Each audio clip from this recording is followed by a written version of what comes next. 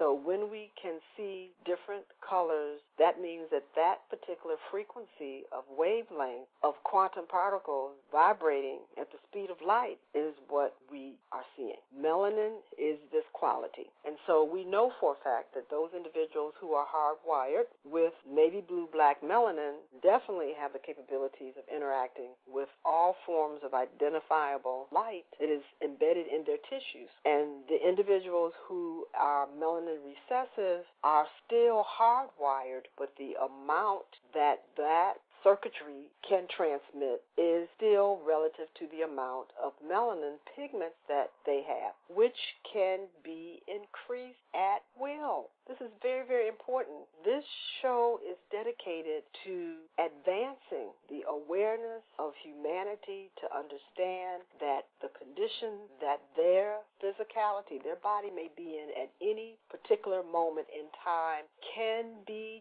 changed and transformed relative to what the individual desires and what the environment demands. And we know that. For example, an individual goes out in the sun, the body demands more melanin to be able to capture the light. It helps to increase circulation. It helps to basically stabilize and allow the precipitation and the organization of minerals in the body. It also causes our mitochondria to be able to store more energy, the mitochondria, and that's a little cute battery. That's the name of the little batteries that are in every cell of the body to be able to store more free energy. So the key is that sunlight will stimulate all of these different phenomena in the body to become more active, and to the extent that the individual in their consciousness has allowed the body to perform, the body does its best. When it appears as though there's a limitation that occurs, individuals say that, oh, I can't tan, I turn red like a lobster, or my skin burns. The limitation is only in the body because the individual has accepted the limitation as opposed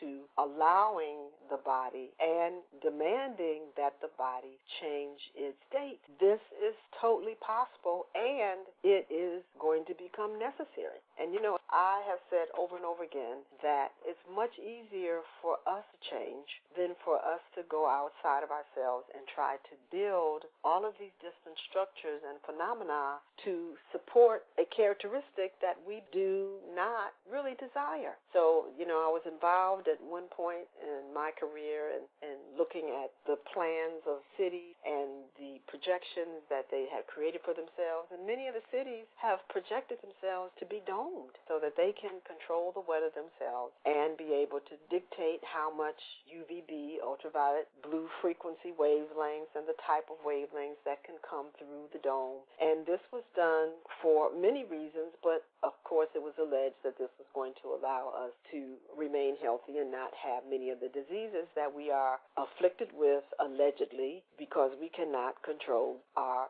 environment. That is not a true statement. We have always been able to control the environment. The problem has been we did not recognize the dials that are built in within our physical body that synchronize and dictate what the weather will be. And one of the main quote dials, I'm just for you to grasp what I'm saying, is the modulation of frequencies from the brain.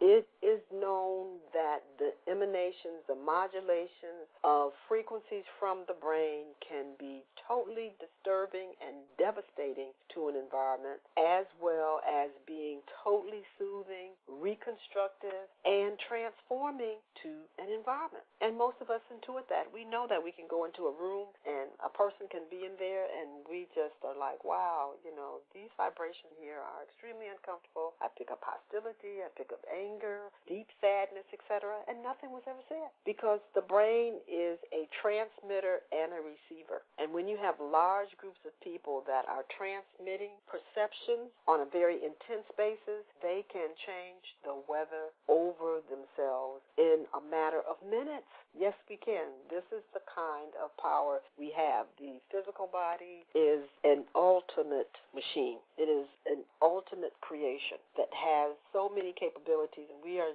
still like little children struggling to understand. But in our inability to understand, we have created great upheavals on this planet, and there's only a couple of solutions. So the movie, The Day the Planet Stood Still, their solution was get rid of the humans. That is one of the quickest solutions to all the upheaval that's happening on the planet, because this planet has a relationship with other planets and other solar systems. Now, of course, I'm not for that choice, and I'm sure neither are you. But now that means then that if you know that you can look around and see what the humans have done, paper, trash, total negligence of the ley lines and the organization of mass on Earth in relationship to bodies of water, mountains, locations of minerals that have totally been ignored for economic reasons, which has been done by humans. Now we can begin to see how much damage we've done to the planet. And obviously the question is, will we learn so that we can stop, or are we still very much promoted and motivated to continue irregardless of what we're seeing?